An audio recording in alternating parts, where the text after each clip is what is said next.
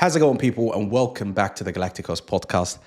Now, we have tried to post every single day, even though, past the group stage, the round of 32, and now we're close to, the quarterfinals, even the round of 16.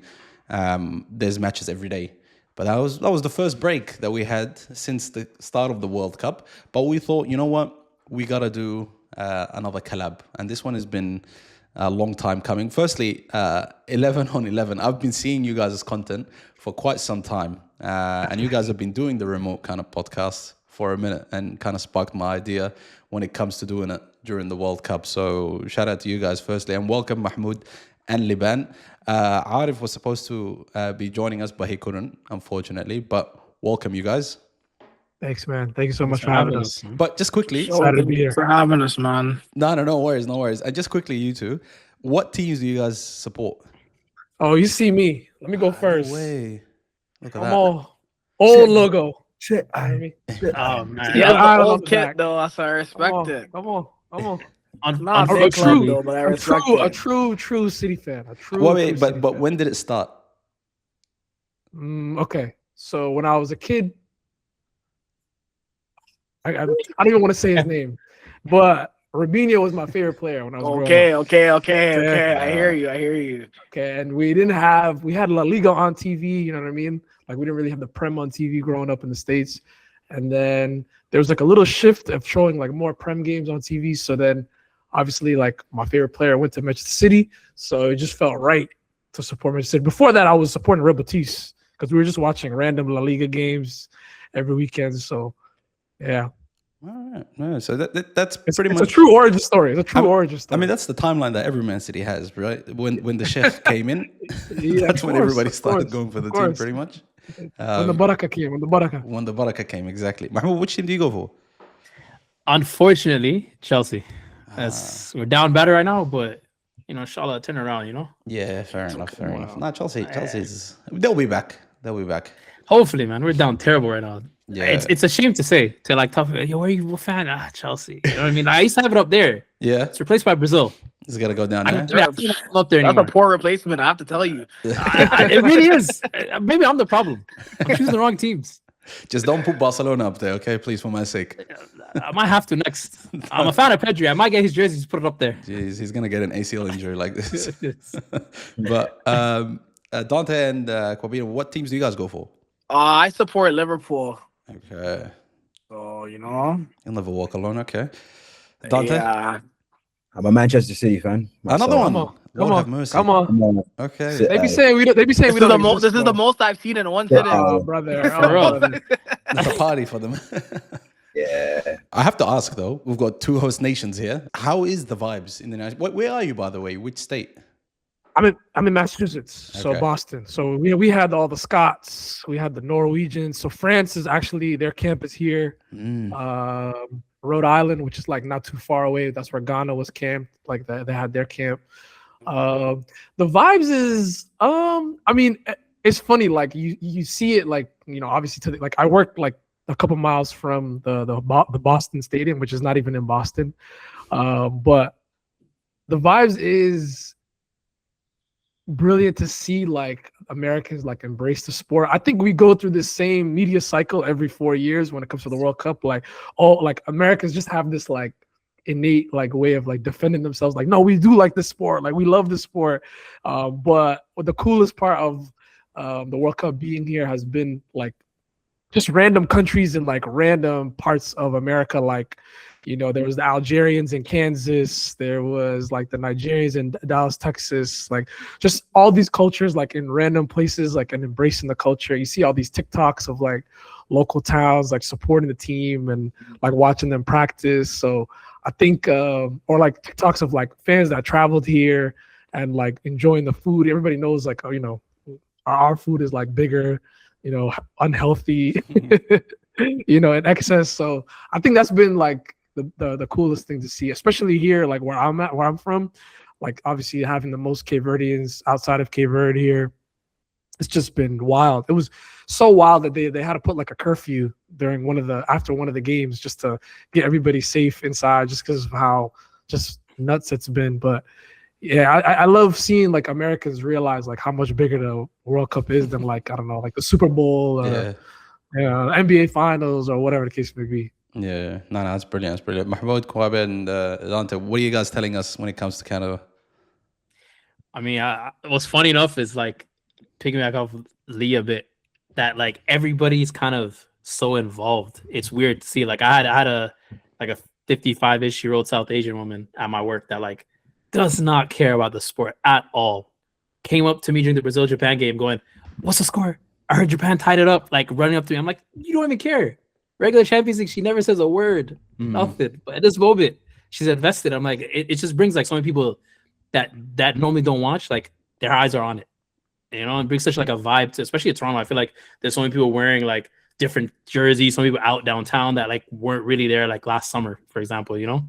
So it's good energy. No, fair enough. Yeah, for sure. I'll definitely second that. Like the vibes are amazing. And I remember there was a lot of chit chat about our stadium before the tournament, talking about, oh, it doesn't look good, it isn't it. But when you actually get into the ground, Roberto Martinez said it himself. It feels like an old-fashioned Premier League ground because it's a soccer-specific stadium. So I'm happy that we were actually able to host it properly. All the teams that came here felt welcome. We are a very multicultural city, so all the fan support was excellent. They really, really felt supported, and the vibes are just immaculate. I see everyone in their jerseys walking downtown. Weather's warm, all of that. So it's really, really good vibes. Really, really well done, and it was a good representation of our city for sure. I feel as though a lot of people probably don't know about Toronto. They're probably wondering, oh, how's Toronto like? This is what it's like. Although it's a World Cup and yeah, it's more exacerbated. This is what it's like. It's just a melting pot of different cultures, always coming together, always as one, people enjoying themselves, especially when the weather is warm, because we only have 3-4 months of summer here. So we get nerfed by the weather usually. So all the vibes are just good. Everything's immaculate. I can't complain. Yeah, and like to back that up, lastly, I think the whole tournament has been great. There's not like one moment that I can basically emphasize, but if there was one, I think when Portugal came here, you kind of saw the Fran cray. Like I think even Ronaldo and the Portuguese team was shocked to see. It was like you were in Lisbon. Messi come Bare here, Portuguese over here. seen different stars come to Toronto, but I've never seen anything like that in Toronto. So I think that was a great representation. And even if you look at Vancouver last night, although the result didn't go as planned, the whole stadium was yellow. There's Colombian fans everywhere across Canada. So it was just a great time. And I'm excited to see where this goes. What happens next? So, yeah. It's been such an unbelievable tournament. Like what is it now? 96 matches have been played also. And the tournament has produced like plenty of surprises. You got Brazil getting eliminated, US getting eliminated, Portugal, Australia narrowly missed out, Morocco carrying Africa's hopes now. Even Norway surprising the world and Erling Haaland making a statement. France looking like the best team the World Cup has ever had. And Messi still producing moments that we thought would be done 10 years ago. But there's a few aspects of that I wanted to get you guys' opinion on, because we've had plenty of guests over the past week give us their take on it, and I'm keen to hear what you guys have to say about this. So we'll start with Liban. I wanted to ask you about the whole Ronaldo and Portugal situation. Now, the main question was Ronaldo the problem? Should he start? Should he not start? And really, the whole thing is Portugal better with him or without him? I mean, here's the thing. Like, I think the discussion gets so like muddied with like first like the person that's speaking, like if they're like a Messi guy or a Ronaldo guy. Personally, like I like both of them. I enjoy both of them. I don't think there's even a comparison, like football wise. But I think with Cristiano, I admire like his like commitment to Portugal. I admire his commitment to himself. I admire his commitment to still like at this age trying to like prove something. However, I think like he's also like his biggest enemy in terms of like the self-awareness of like how the team plays. I think his Portuguese teammates are very respectful of it too. Like when they get asked, those like bait questions in the media, like João Neves, how he's saying like, oh, Cristiano's one of us. Like they're very careful to talk about him. But I think as a football fan, like it's very clear that he isn't. He definitely he is the main issue in terms of after the buildup and what the front three has to create in the final third. Like he is the person that's kind of clogging up like that flow, that easiness. And that's by no means saying that the rest of the 10 played well, because I think a lot of those brand names that are on that team underperformed this World Cup. The João Neves, the Vitinhas, the PFA Player of the Year, so-called PFA Player of the Year, Bruno. I think a lot of them underperform, but to me, it's obvious that he was making it worse. Like he was making it difficult for Portugal to really fire on all pistons. Okay, so I've seen Dante kind of adjust himself when I asked that question, so he really wants to bite at this.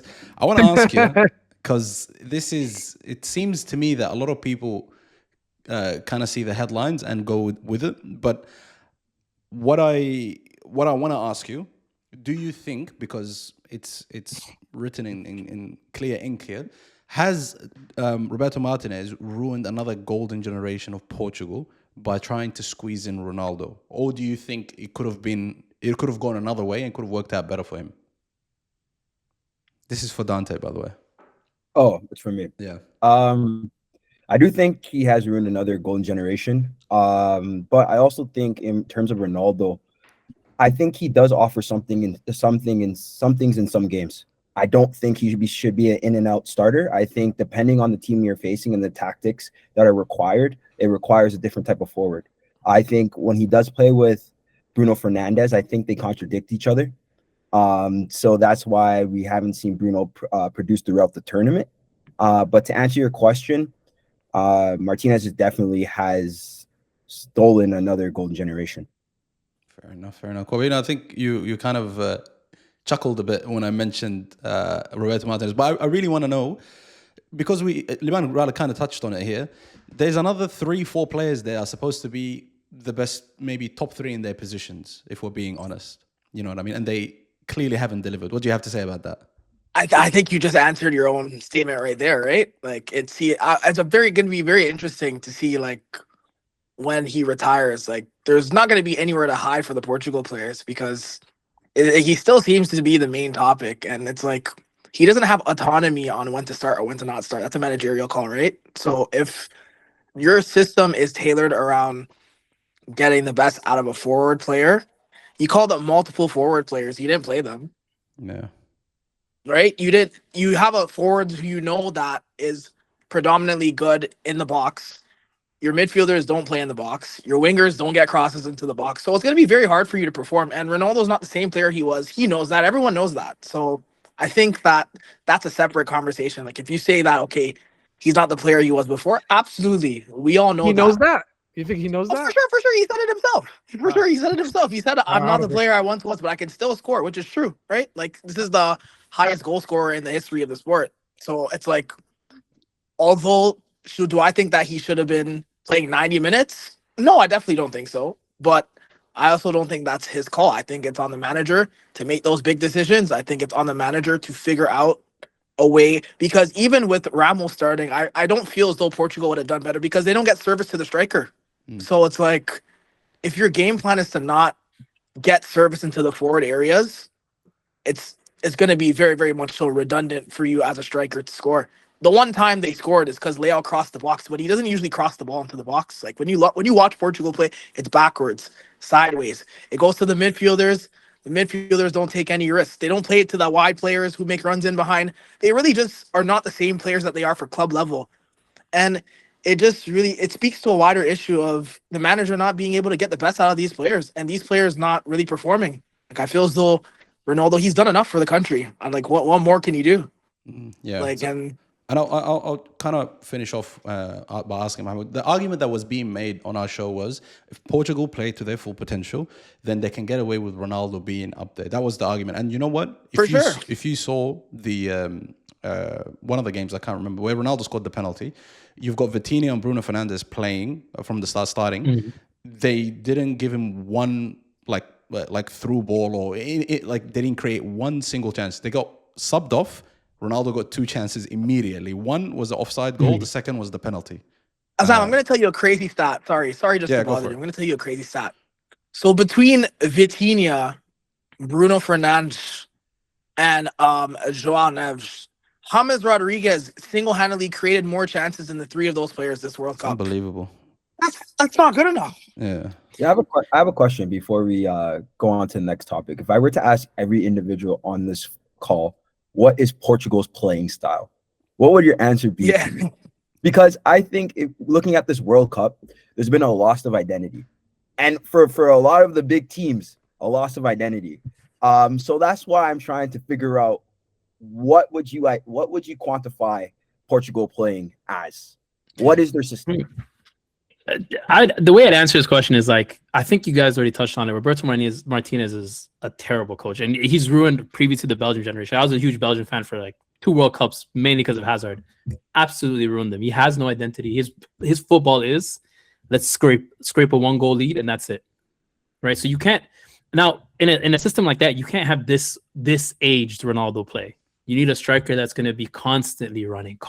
I agree with that. And that's not Ronaldo anymore. Right. And I think Ronaldo also in that final game, he got really desperate and was checking into the midfield positions that he never really does anymore. That's not his game. And I don't think that was really because I don't think he's receiving the ball. That's why he's so desperate. Of course. Yeah. He's so desperate, but it's the wrong side of the ball that he should have been running. Yeah. And I think those chances would have come over time, but that's not his game. And that is, again, like, Kobani, go ahead. Sorry, can I ask you something? Do you think the players respect Ronaldo? Of course. Of course. Yeah. I don't think they do. I genuinely don't think they do. I really don't. I really don't think they do. I think they do, but it's just that ultimately, like, the weight of the Portugal shirt is too heavy for them. It's too heavy for them. Why though? Why though? What have they done? What has Portugal done in our lifetime? Exactly. But this is the thing. The most of their success has came from Ronaldo. It's outside of that's the thing. Though? But what success? They've won Euros. Yeah, they've won Euros. Portugal, they've qualified for 6 World Cups. For previously, it was 3 in the last 17 World Cups. Yeah, it's all Ronaldo. Can't just it's all Ronaldo. But to be fair to Portugal as a nation, like they started knocking the door with Figo, and it wasn't for sure. Like they produce good footballers as well, right? But I just think that this crop of players, although the previous crops of players weren't as talented as this group, they had way more fight, way more heart, way more heart. Those groups with Quaresma and Fabio Coentrão. And I'm not even a Portugal fan, but I remember vividly back in the day, they played with much more steel to their game, much more tenacity. Now it's just a group of pretty footballers. They just want to just play tippy-tappy, but they're not the best tippy-tappy team. There's teams that play better football than them. The reason why I'm sorry to interrupt you, Mohammed. You're going to say something, but the reason why I asked is because you said he should be making the runs. I don't think they would pass the ball to him, even if he made the run. These guys don't respect this agent, washed-up, quote-unquote, Ronaldo, because even when he drops down to the midfield and does this, you see Messi, how he is with Argentina. Whenever he wants the ball, even before he wants it, they just look, where is Messi? Let me go find him. Let me pass the ball to him. And if he ever dares to ask for the ball, they will give it to him, even if they're on the counter. They will turn around and pass the ball back to him. But with Ronaldo, he can come close to you 2 meters away, and he does this, and Vitinha will turn around and pass it to Bruno or something. I don't think he has That's just his game. Respectfully, like Messi and Ronaldo's archetypes at this age are nowhere near. Yeah, they're very different. Yeah, Messi gets that ball, and there's action happening. He's looking to feed people. He's not looking necessarily to feed himself. Whereas Ronaldo is very much, and I think he's a striker. He's looking to score. Yeah, he's trying to score first, and then Portugal scores. Like it's very much him coded. I'm not against it. That's driven him to the great heights he's done at Real Madrid by being that kind of aggressive in terms of him scoring, right? But the thing that I think even in that Portuguese team, the things if you watch back their games or even their highlights, the chances you see Ronaldo get are the chances where he's running in the box, where he's running from maybe deeper positions into past the defensive line. It's not when he's checking in and then turn. It's not him. That's not what's happening. And even with the goals with that Leal, for example, scoring, Ramos is making a run that opens up the field for players, right? Like Vitinha and João Neves are very much PSG players, and the way PSG operates is you always have a winger or Dembele who's in the center or whatever, they kind of cross over running in behind. Like there's always somebody stretching the field. And without that, I think they lack that in Portugal. And Bruno is very much, we see him at United, he needs runners. And again, Guys, that doesn't operate with Ronaldo. We might be overcomplicating it though. We might be overcomplicating it though. They played against Rodri. You know what I mean? We might be overcomplicating it right now. Yeah, I'll tell you. Like I think this whole Ronaldo thing has been kind of rinsed and repeated and whatever. But the fact of the matter is, this Portugal side is not good enough. Like whether you want to say this or that, the manager wasn't good enough. The players like underperformed like so much. Nuno Mendes is the only one that played decent, and it was just the last game really. The first three games of the group stage, he was stinky. Vitinha has been stinky the whole tournament. Bruno Fernandes non-existent. Like it's a team that is.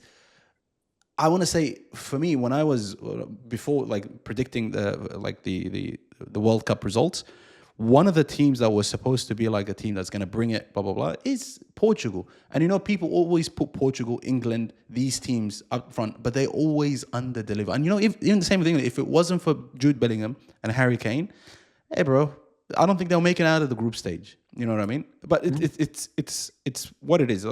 Portugal were not good enough. Whether Ronaldo is involved or wasn't involved, I don't think their case would have been helped. I think they would have played just as bad without Ronaldo. If Ronaldo was injured and wasn't called up, I don't think they would have gone past Spain. Maybe not even make it to Spain. Who knows? But that's one aspect. The other aspect that I wanted to ask you guys is the Erling Haaland storyline that we're seeing here, knocking out a giant like Brazil, and now coming up against England. This is something very interesting. And for the Manchester City fans here, what does this mean for Haaland's legacy? I've been seeing comparisons now to R9, to Lewandowski. Are we there yet? That's what I want to ask. This is what he does. This is what he does.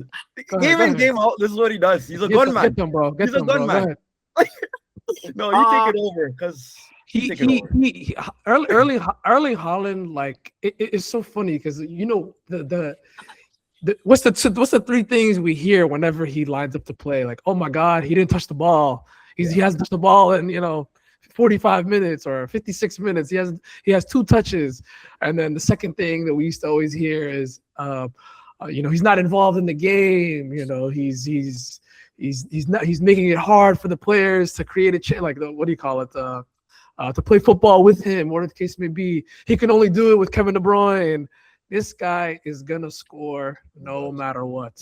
Yeah, he scored at every level, right? Start the game. Every club he's ever been at, he scores. That's what it is. I think he's the greatest goal scorer ever. I'll say that right now. I know that's a crazy claim. I think at the rate he's doing it, we haven't seen anybody at this rate. And I actually think this season is going to get better under Enzo. I'm a firm believer in that. I think Pep wasn't adding to Haaland. Maybe it added to him developing his game and playing in different systems. But I feel like we are going to be a little bit more direct this year, which will favor him.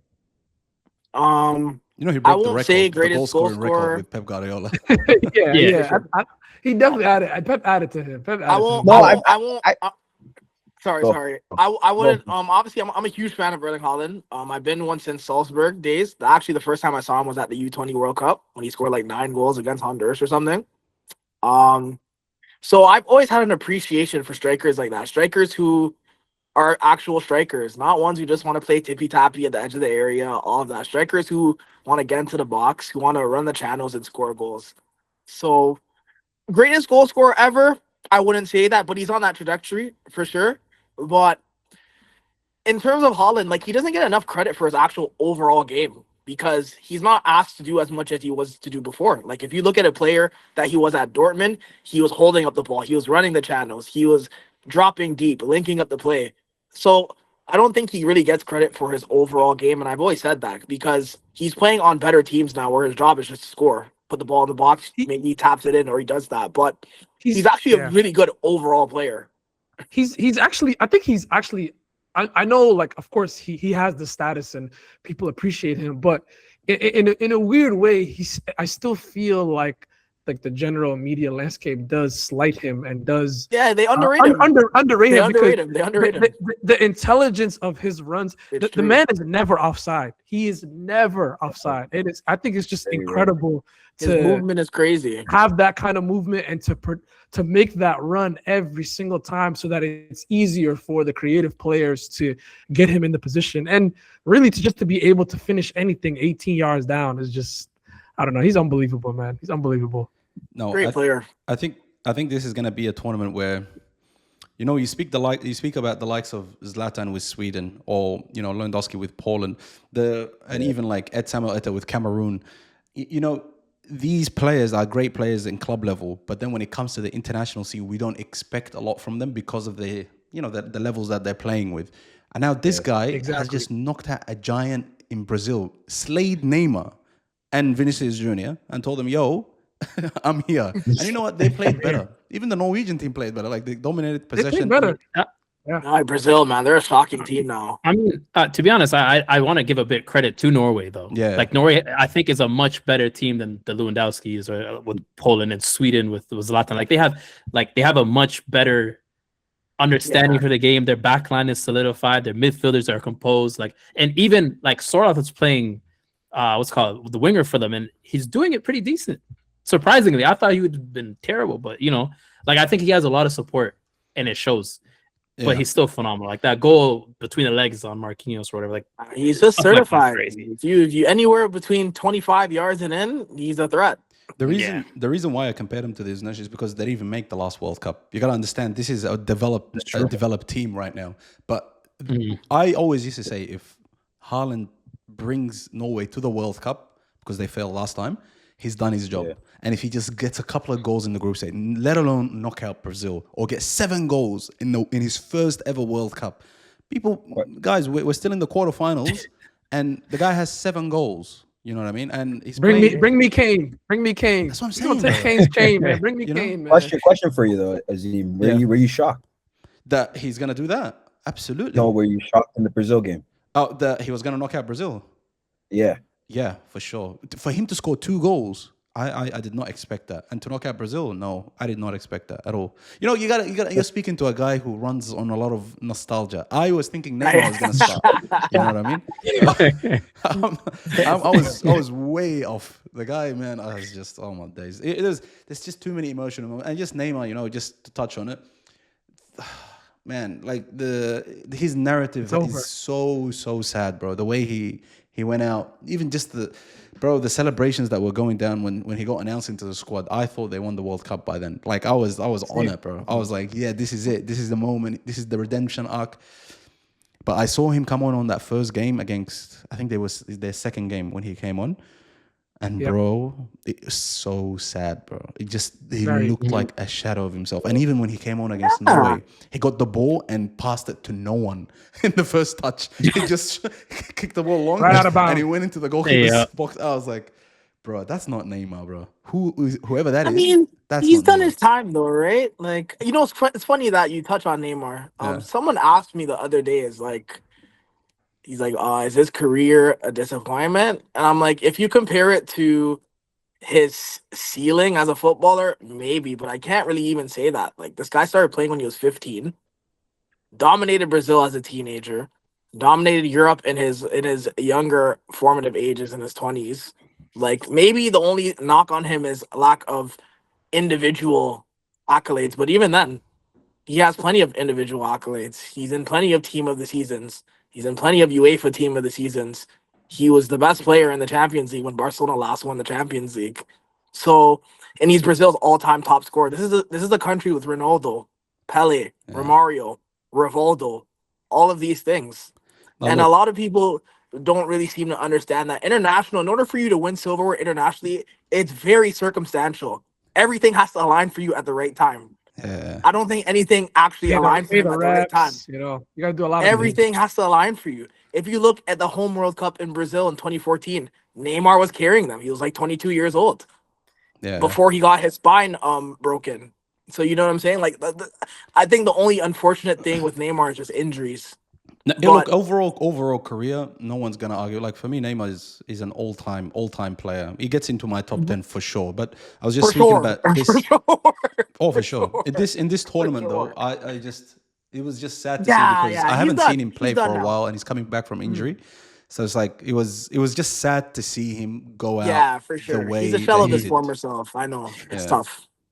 I will say though, like I will say Neymar, as much as if you look at his career in a microcosm, yeah, phenomenal player. There's no disappointments, but as a Brazilian, no World Cup. I think there's nobody in Brazil that won't look at that kind of as like a shame. Like their best players get World Cups.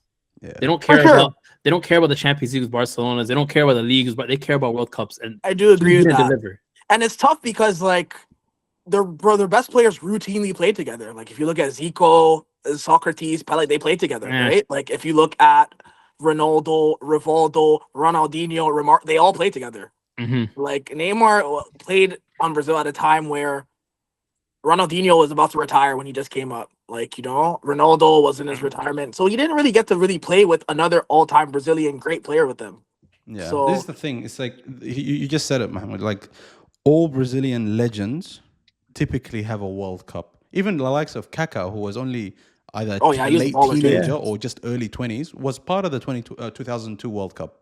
You know what I mean? Yeah. So it's like even someone like him got a World Cup. Like the last legend that we know of is Kaká before Neymar, and he's got a World Cup. And ever since him, like the one that's next that you can say is Vinny Jr. And will he ever get a World Cup? It just depends on how they come Yeah, up. it But it would be depends. such I a don't know what shame this current if state of Vinny, Brazil if Vinny will. gets a World Cup and Neymar's out here without a I World Cup or a I Ballon d'Or. know. That's disgusting, know. bro. That is so horrible, bro. I would not You a want that. Vinny hater? You I'm not a Vinny hater, but Erling? but in comparison Okay. to Neymar, what Neymar has given to us True, as football true. fans, All right. what did Let me- Vinny do? Vinny just went let me put you on snitches a to the ref secret. after he gets, I don't know. I rate Vinny though, but obviously there's levels. I'll give you a secret. It's not gonna be Vinny. It's gonna be Esteval's team. Don't worry about it. You could look at that and be like, that guy. I don't want that at all. Give you some time. You're gonna be on this side. You gonna see it. I'm telling you. Oh Lord have mercy. If Esteval ends up winning it, You gonna back it too. That's the worst part. You're gonna hope he wins it. oh goodness me. So, Well, Azam, you're a Brazilian fan, right? everyone is a Brazilian fan. Any football fan Okay, is a but Brazilian fan. You know what I mean? like, so I wanted to pose the question to you. I know this is your show. I just wanted just to ask Yeah, you sure. a brief question. Like, so what do you think the issue with Brazil is? Like, because if you were to ask me, I do think that their development is being stunted because back then, those good Brazil teams, their players were leaving to Europe at like 21, 22. They're a little bit polished, but now I'm seeing that teenagers are going to Europe and they're sitting on the bench for 2-3 years, and Yeah. it's resulting in them not being better players, which is in turn affecting their development. So, like, what do you think is the actual issue? You know what's with crazy? Brazil these You know what's days? crazy? I was just reading an article about that yesterday, how Brazilian players leave Brazil a little bit too early. And also, like, look at the likes of Neymar. Neymar was voted in the top 10 Ballon d'Or nominees as a teenager when he was playing 18. at Santos. He's the only one to yeah. ever do that outside of Europe. You know, like that's the only player that's ever done that. And I remember when Neymar first broke out. I remember we used to watch the Brazilian league, bro. I used to watch Neymar edits. Who the hell would watch a Brazilian league now? You know what I mean? It's this is unheard of. But this is the The thing. Like Brazilians. even the likes of Endrick, he's a superstar, and he could have probably had a much better head start to his Real Madrid career if he had stayed maybe 1 or 2 more years. More years, I think. Yeah, in Brazil. And maybe not even, let's say if he didn't stay, maybe not go to a Real Madrid right away. You know, Neymar was supposed to be signed by Real Madrid way before Barcelona, but that move never happened. And you know what? It was for the right reasons. They should have they kept him in Santos. They made him the superstar. He won the Copa Libertadores. He won the Confederations Cup, if you guys remember, in 2013. Like destroyed Spain, the Spain that conquered the world. He I'll never destroyed forget them that. when he was playing in Brazil. So the Brazilian league is no joke if you've got real talent and real potential. So that's one. The other thing I think is there's a real lack of Brazil has normally used to produce a bunch of great players. For now, I don't know what it might be that might be the reason, but it's just stagnated, bro. We've just been having one every couple of years, every 10 years or whatever. You know what They I mean? produce defenders now. Yeah, Sad, it's just man. defenders for some reason. And then last Center one, I think backs. Don Carlo, I don't know if he's a cup competition kind of guy, 7-game Nah. tournament kind of guy. I don't know if he is, Nah. bro. Nah. No, he definitely is. Yeah, He did he's it more with AC tournaments Milan. than actual leagues because he's won more tournaments than leagues in his career, right? I just think that But those tournaments he's not a last I long won't say he's times, not a bro. tactician, but he's not That's true. what you would classify as a modern tactician. So like the game is more so it's kind of like American football in the sense that it's very like set piece oriented. It's very systematic. Like there's playbooks, there's things such as that, and that's not Carlo's game. Carlo's game is, you know what, we're gonna get the ball to our best players and they play ball. But that's not going to work with the current Brazil team because they don't have the best players. Also, he left out a big name from Chelsea, bro. So it's like that For sure. to me, I look at that and I'm like, Don't trigger me. Don't trigger me. Don't For trigger sure. me. João Pedro. What was João Pedro gonna do? Miss a couple chances?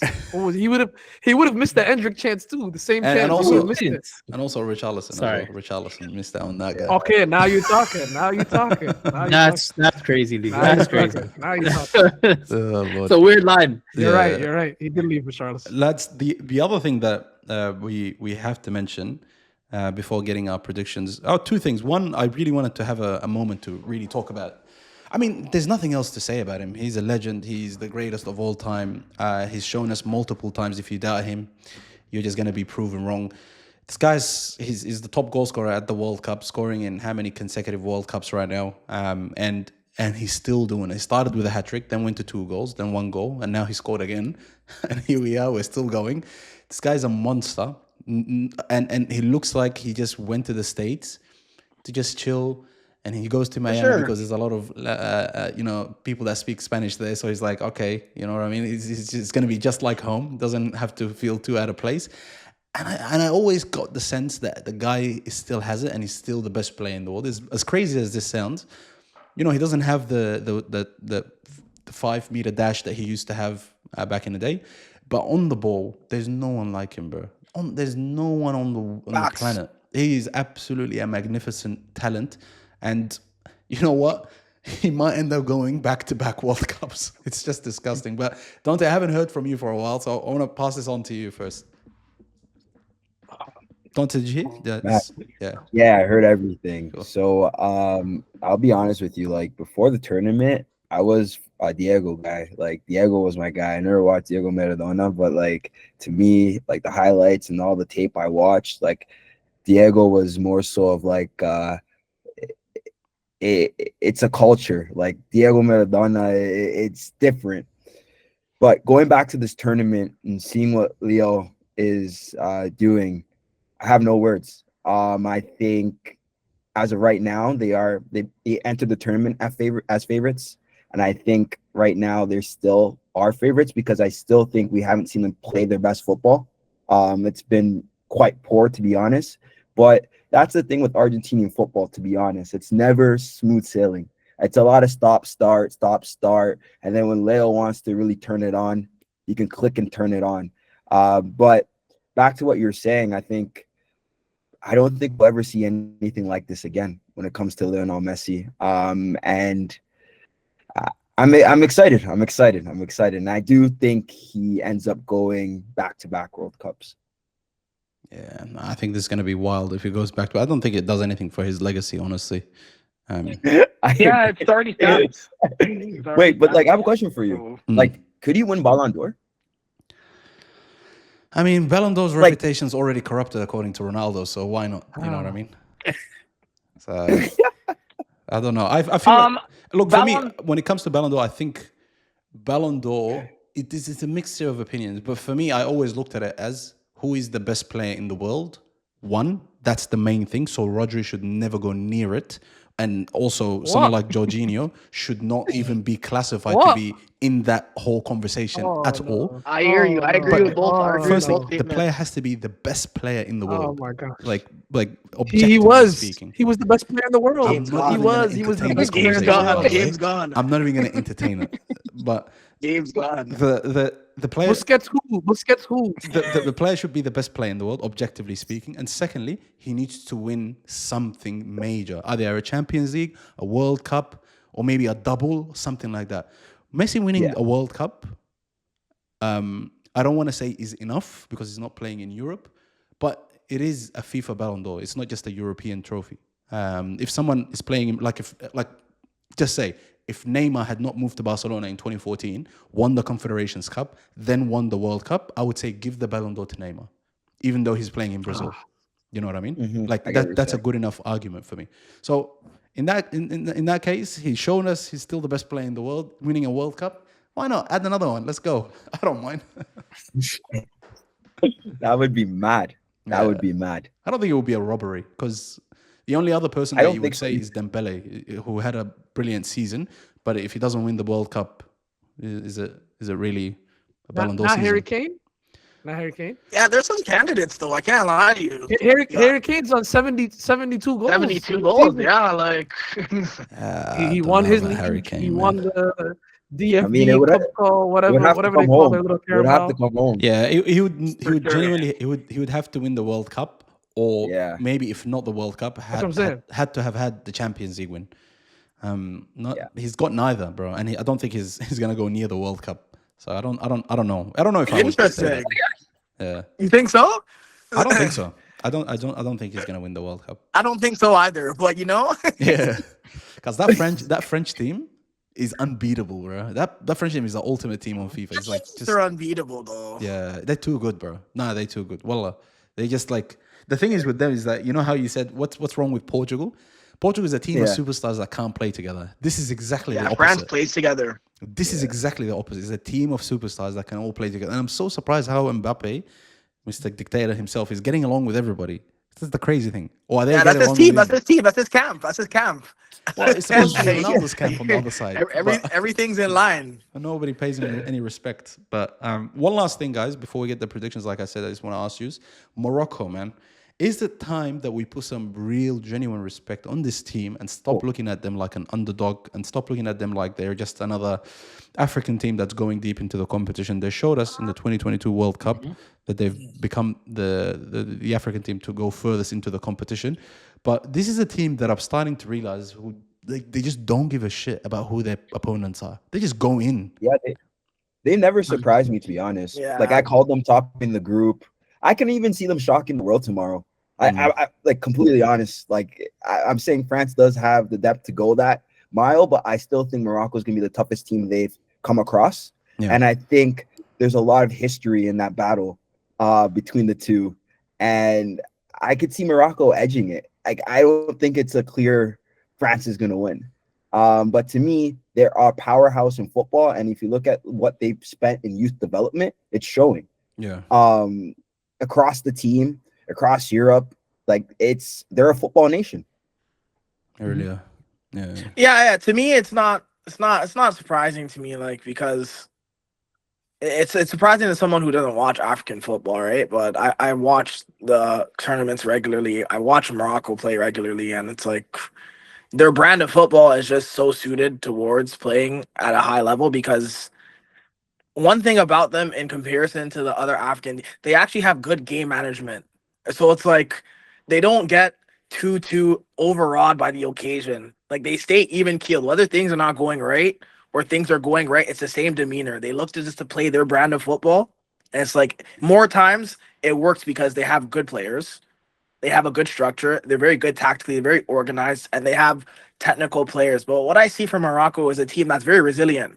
In the face of anything, they don't let anything deter them, which is why they performed at the level they performed at. And if we look at the trends of football since the last World Cup, they've been a top 5 team in the world. So it shouldn't really come as a shock to anybody that they're playing this well and they're advancing into the latter stages of the tournament because that's just the level of team they are.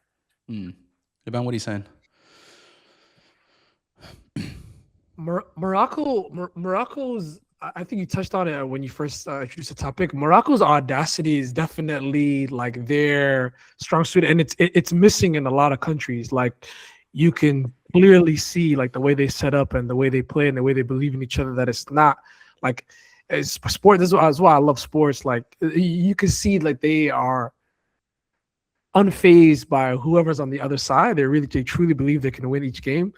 But I'm gonna be real. as nice as that sounds, France is gonna dog them tomorrow. I think the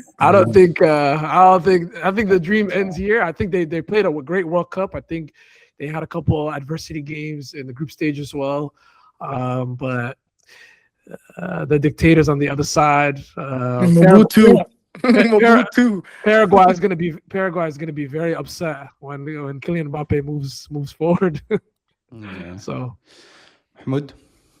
I mean, I kind of agree with the sentiment here. Like, I'd argue it's even just more than Morocco. Like, we saw Senegal 20 minutes away from getting to the next round. We've seen Congo, if it wasn't for Harry Kane pulling out 2 goals, if it wasn't for Messi against Egypt that we just seen yesterday, right? Like, I think Africa has shown that there's a lot of quality there. And to be fair, like, most of these African players play in these top 5 leagues. For sure. It's not like they're playing back at home anymore. That's not the case. And Morocco is no different. Like what they said, 11. I think the first game they played, they said 11 people from their that play that game are from like not even from the country. Yeah, they're not even born there, right? Like, so like this is a team that clearly has quality. They're up there with everybody else. Their standards high. But just like Levi said, France gonna dog them. Like it's not even just France. Doesn't even have just one team. They have a second team that's of high quality. Like it is what it is. Unfortunately, this is just their generation. No. I wouldn't be surprised. I'm not gonna say if France won't win, but I wouldn't be surprised if it's a real 120-minute affair. Yeah, I think it's gonna be closer than what people think. I don't think it's gonna be a dog walk, bro. I really think it's gonna be either if France win, it won't be by more than 1 goal margin. I don't think. I agree. Yeah, I agree. The way Morocco plays is so fluid. It's almost like an African version of Jogo Bonito. Almost. I'm not gonna call it that. It's their own style of play, but it's the flair that they play with. And I also think if you look at their fullbacks, like, I don't know, I'm a fullback myself, so I played growing up. I appreciate Hakimi, and just the way Morocco plays. Like, I think tomorrow is going to be a game, and I'm gonna call. Oh wait, are we getting into predictions after? Yeah, we're gonna get into that. Everybody's wait. Everybody's calling them about to say something crazy too. You're calling them a Jogo Bonito of Africa. I call them the Dagestanis of football. Everybody's calling them something, but I think they're just so resilient, bro. That's what we're all saying. They're just very resilient. They're very brave in the way they play. They have heart. They have real character. Yeah, they have real character. They are very much. They're not afraid to go toe to toe with the giants, which is very. It's something that they don't have like a inferiority. I'll be supporting them. No, I'm here watching them, but shout out my Moroccans. And even if you like Senegal and stuff, they do have that, but they just don't have the final thing to kind of put barrier. Like Senegal came back, Senegal had a 2-0 lead. Egypt had a 2-0 lead. You know what I mean? They don't have the kind of something mental in the heart that Europeans do. Yeah. To bury teams and to just be like, okay, cool, we're better than you, and we're going to show you we're better than you. We're going to dominate you until the end of the 90 minutes, which these guys have, I think. And if they go toe-to-toe with France, I reckon it's going to be closer than what most people think. I'm going to start with the predictions. We'll go with the French game against the Moroccans. I'm going to say this is going to be a 2-1 to France. If not, I think this could be like going straight to penalties, maybe even. But I'm going to say 2-1 for France. For Spain against Belgium, I'm going to give it maybe a 2-0 win to Spain. And I think it's time that Lamine Yamal kind of puts his stamp on this World Cup properly. Norway against England. I really want to see an upset here. Really do. I want Norway to go through, but it's going to be, I think, just Jude Bellingham being on fire. I think this might take them over the edge. I'm going to give it 1-0 to England. And then Argentina against Switzerland. You want to talk dog walk? This is the dog, the cat walk, the llama walk, everything. You know, Lionel Messi is going to have a field day, I reckon, against these guys. So that's my predictions for all 4 matches. Dante, let's get started with you. Yeah. Okay, I guess I'm going to be the odd guy out. Everyone's going to look at me as a crazy one. I'm going to go 2-1 Morocco for the game tomorrow. I don't know if Morocco scores in extra time, but I think it's going to be something like that. I have England over Norway. I do think it's going to be a tough game. This is going to be my shock of the tournament. I do have Belgium and Spain going to extra time. I don't know what's going to happen after that. I think it's going to end up in a PKs, to be honest with you, because I do like the lineup they put out against the States.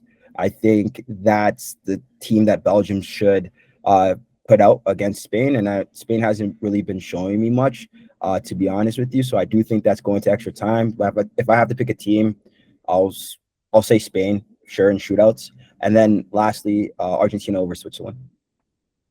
Cool. Corbino, what are you saying?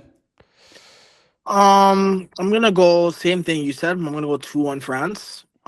If it's not 2-1 France, then I think France will win on penalties, but I have to have a France win tomorrow. Morocco will push them to the edge though, so they're gonna have to really, really play at their full capacity for whether it's 90 or 120 minutes, but I do have France winning. England, I have them winning 2-1 as well. It's gonna be another tight game. But I just think that the quality of, like you alluded to, a player like Jude Bellingham just is really, really the standout player for England this tournament, just in terms of him being able to dominate both boxes. I think he'll pop up with another goal again. He's England's most clutch player, so I definitely think that he will contribute with a goal and an assist, and then probably a Harry Kane penalty or something like that. So I'm gonna go 2-1 England. Yeah, Messi, I'm expecting him to score or assist, but I think it's going to be a very, very tough game. Like, make no mistake. Like, I watched Switzerland play. They're actually a really good team, really, really organized team. They have firepower up front, organized in midfield. So I'm going to go with a 2-1 Argentina, but I think that's going to be a tough game as well. So they will have to stay focused. And then Spain and Belgium, I'll go 3-1 Spain. I do think that although Belgium has done well, I think this is the time for Spain to show their quality, and this is the time for Lamine Yamal to really, really break out. So we'll see if that happens. But if all goes well, which I'm thinking Spain will go and win 3-1. Cool. Levin. All right, I'll start off with probably the most boring game. We'll do Switzerland, Argentina. I'm going to say that ends 2-0. Argentina see it out. They sub everyone off early. The game ends, whatever. Belgium, Spain. I'm going to say 1-0 Spain. I think they get a late winner, probably 82nd minute, something like that. For Norway, England, I'm going to say it's 2-2 at full time. They play extra time. It goes to penalty kicks. Anthony Gordon and Konsa both missed their penalties, and Norway go through. And then for France, Morocco, I'm going to say 3-1 France. Awesome. And last but not least, what are you saying? I think for the France-Morocco, like France, aside from that, Paraguay scored 3 goals every single game. I don't think they're going to stop. I think 3's coming their way. And Morocco, I don't see it. Once they're out, I don't think they're going to come back. I think it's going to be 3-0. Next up with Spain, Belgium. I think that's 1-0 Spain. They're just going to pass the air out the ball, and Belgium's not going to be able to do anything. And then Argentina, Switzerland, that's going to be 2. And like Lee said, sub up their starters. And then Norway, England. I got Norway winning. I got them. I think they get one over. Like, I think England will get one, but they just have, from what I've seen this World Cup, they have no midfield presence. And the one thing that's surprising in this World Cup is Norway's midfield. And I think they're not going to be able to control the ball. I think it's going to be 2 for Norway with 1 for England. Yeah, that's brilliant. Well, guys, we've got some big games ahead. I really hope this World Cup keeps delivering, because so far, I don't want to say it, but as much as I have Qatar in my heart, I've spent a lot of time there. This World Cup so far has been the best World Cup I have seen. Maybe the 48 team thing isn't too bad. You know what I mean? So yeah, the expansion. It's good for the storylines for sure. Yeah, the quality of football, but it's good for the storylines. Nah, it's good. It's good. Overall, it's been great. I think it's just a little heartbroken for a few legends, but I think overall it's been really, really great. Like I'm loving all of those different storylines that's just happened. It's just brilliant. It's just brilliant. But let's hope it keeps delivering. And then from there on, we've got semi-finals and finals, and even the third place playoff. So let's see how that all goes. But yeah, wanted to say thank you, boys, for joining me today. Guys, if you guys don't know who they are, I'm going to put all their socials. We're going to collab firstly on YouTube, but then also check them out on TikTok, Instagram, wherever they post their content. And yeah, show them some love, man, because this won't be the last time you'll see their faces on our channel for sure. Boys, appreciate you guys for joining me. Like always, make sure you like, subscribe, and turn on your notification bell. We'll see you guys next time. Take care. Peace. Thank you for having us. All my niggas, we intimidated. All my they intimidated. Burn City, we intimidating. Got my young boy, he intimidated. All my shooters, yeah, they really aiming with them cold niggas. We ain't got no patience. Money talks in my conversation. One niggas, they are imitated. Ask my dogs, we intimidated. Ask my bro, we intimidated. How you poppin', no niggas hating, and I play the hoe to keep it.